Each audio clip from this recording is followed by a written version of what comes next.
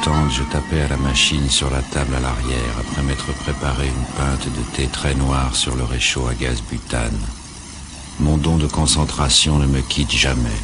C'est peut-être le seul que j'ai.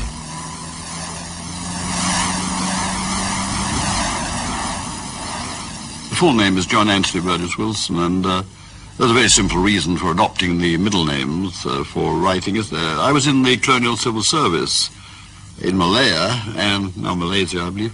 And in general, one was not supposed to produce anything light-hearted, such as fiction, under one's own name. One was in a serious job. You could produce a monograph on local dialects or something like that, but you couldn't produce a novel. So I chose the two middle segments of the name and more or less stuck with them. I answer to any name you like, but sometimes Jack, sometimes John, but more often than not, my wife calls me Antonio. That's my name. L'œuvre d'Anthony Burgess touche à tous les genres narratifs, à toutes les époques. Il refuse l'enfermement dans ses écrits comme dans sa vie. The peculiar nature of the writer's life is that he is not anywhere. He's not like the sculptor who needs a studio, a big studio, and settles down there with his big masses of stone. He's a man with a typewriter and a wad of paper. And wherever he is, he wonders why he's there, why he's not somewhere else. Burgess achète un camping-car dans lequel il va parcourir l'Europe et au-delà. Il aime y vivre et y écrire.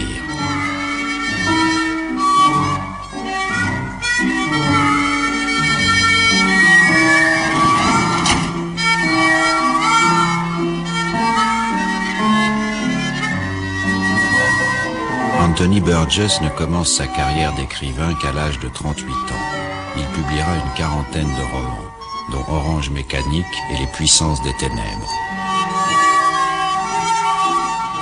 Par-delà cette œuvre multiforme, un thème est au cœur de tous ses écrits. L'observation du mal dans la société, mais aussi à travers l'histoire. Il débat du libre arbitre de l'individu face au choix du bien et du mal. Débat qu'il noue déjà dans Orange Mécanique que Stanley Kubrick portera à l'écran en 1972. Le succès du film éclipsera en partie le reste de sa carrière littéraire.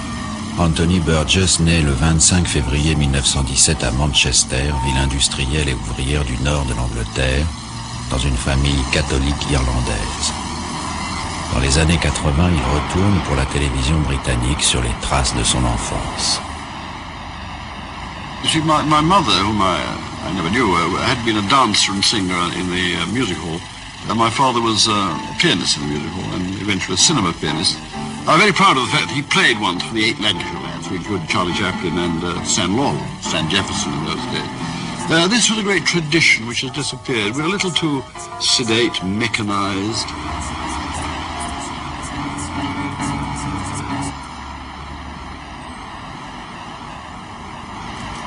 I began my life in this city as a kind of orphan in that at the end of the First World War, 1918, the influenza epidemic which ravaged Europe, ravaged this city particularly, and in 1 week my mother and my sister died. Indeed, my father came home from his barracks in Preston to find both my mother and my sister lying dead on the bed, on their respective beds, while I was gurgling in my cradle.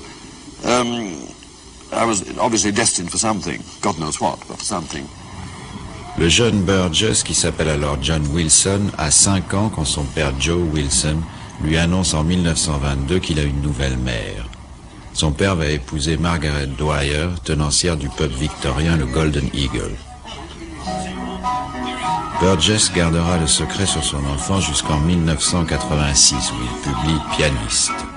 Il y évoque la vie de son père pianiste dans les pubs et les music halls et une enfance à la Dickens. Il déteste sa belle-mère. Son père s'occupe peu de lui. Ses joies, il les trouve dans la musique, partout présente dans son enfance comme à Manchester. Well, these are at least the good old original industrial slums, bad plumbing, and between the blocks of houses what we used to call entries, places where the cats roamed at night and screamed, cats' concerts, our only evening music, dustbins, sly copulation, but squalor. Why the hell did we put up with it? And why the hell is Manchester putting up with it? No! This is just not worthy of man, especially Mancunian men.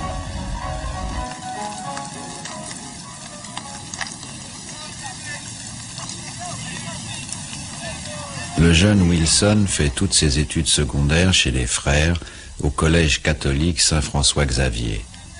C'est là qu'il perd son accent de Manchester. I remember my childhood was a matter of being frightened of hellfire, frightened of sex, frightened of sensuality generally, and this fear of life was, of course, perhaps appropriate to the climate.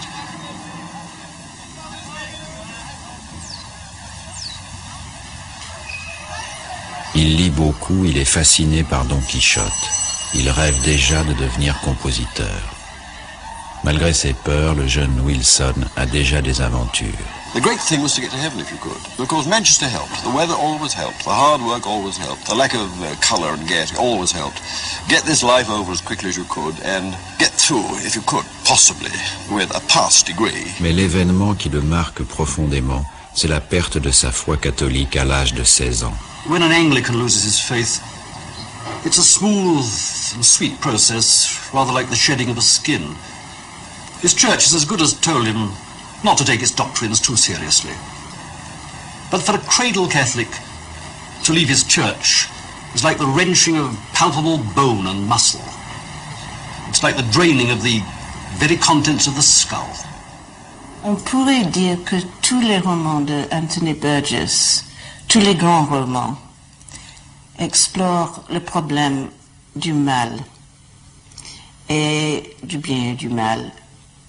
Et il l'explore d'un point de vue catholique, bien que il a perdu sa foi. Et quand on perd sa foi, la plupart des temps, je crois qu'on écrit contre la religion qu'on a quittée. Lui, il écrit toujours d'un point de vue catholique. Et dans tous ses romans, depuis Clockwork Orange, ce qui importait pour lui sa foi et son éducation catholique, c'est que les écrivains qu'il admirait, les écrivains dont il a pris les formes, le langage même qu'il a exploité, ce sont les écrivains catholiques. Il a admiré surtout James Joyce. Burgess consacre 7 livres à son auteur préféré. Il admire aussi Shakespeare. Il publie en 1964 un roman, Nothing but the Sun, sur les amours de Shakespeare. Refusé au conservatoire de musique, il entre à l'université de Manchester en 1937. Il a 20 ans. Il y fait des études de littérature anglaise, de phonétique. Il développe une véritable passion pour les langues qui ne le quittera jamais. I remember as a boy going into the Central Library here just to read a dictionary, just to swamp my sensibility with strange and beautiful words, which I was determined somehow to use in writing, as a composer would use the sound of an oboe, the sound of a glockenspiel.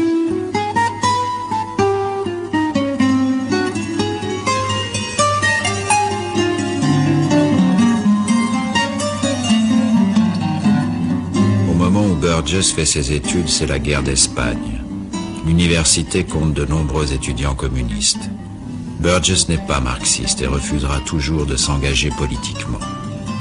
En réalité, je n'étais rien qu'un humaniste libéral, un renégat inclinant à l'anarchisme. Une des raisons que j'admire Anthony Burgess, c'est parce qu'il n'a jamais été tenté par des solutions politiques ou solutions d'utopie future. Je crois qu'il a ce que Nietzsche appelait un pessimisme fort. Et il ne croit pas qu'on peut perfecter ni l'homme, ni la société, comme croient les marxistes. Le père d'Anthony Burgess meurt. Je n'ai rien eu et je ne voulais rien. Anthony rencontre alors Lula Jones, une Galloise étudiante en sciences politiques. Elle a 18 ans, il en a 22. Ils vont se marier. my first wife honestly believed that free, indiscriminate sexual congress was not a bad thing, because this prevented one from identifying with love. She said love was a different thing altogether. She may have been right, but we can't so easily overcome our primitive instincts. Ce sera une relation douloureuse, pleine d'infidélité de part et d'autre. À l'automne 1940, Burgess termine sa licence de lettres sous les bombes. C'est la guerre. Il demande à partir pour le front. Il est affecté à un hôpital de campagne, puis muté dans un orchestre militaire. Enfin, l'armée l'envoie comme enseignant à Gibraltar. Ma guerre s'est déroulée sans gloire, une perte de temps considérable qui ne m'a rien appris.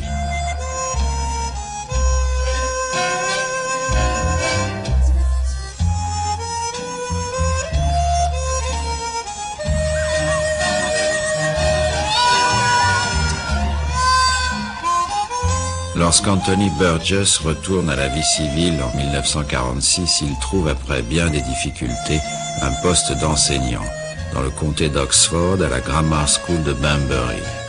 Il passe ses soirées dans les pubs. Compositeur sans succès, il se met à écrire. En 1953, il écrit un premier roman, Une vision de rempart, roman ironique sur son expérience à Gibraltar pendant la guerre. Il écrit la même année un deuxième roman sur la vie d'une grammar school de province. Nobody really celebrated the ordinary kind of state school. And I wanted to try and show what it was like to be in one of these places at that particular period in history.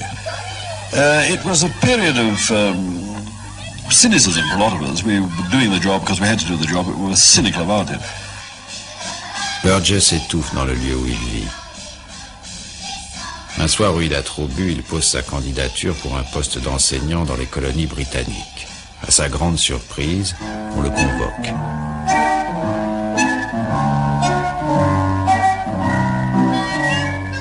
Burgess part enseigner en 1954 dans une école normale pour former de nouveaux enseignants en Malaisie.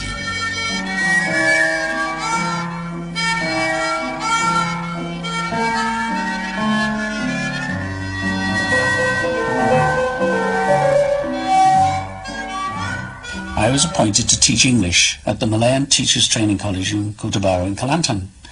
And after I'd been there about a year and a half, Anthony Burgess, who was then John Wilson, and his wife Lynn, joined our department. So he came to the college as a teacher of English, or lecturer, we called.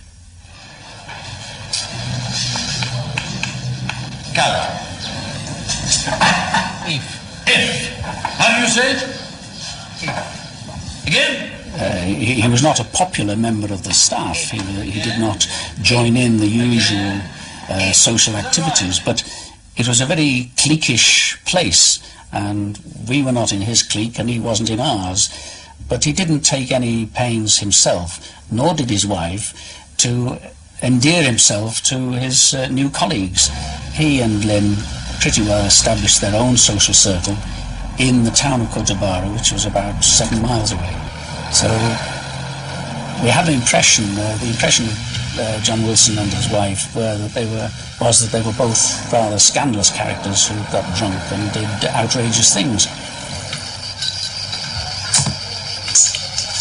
I used to sit in Kadais like this when my schoolwork was finished and sketch my first novel. I called it Time for a Tiger, borrowing the slogan of the beer I drank while I scribbled.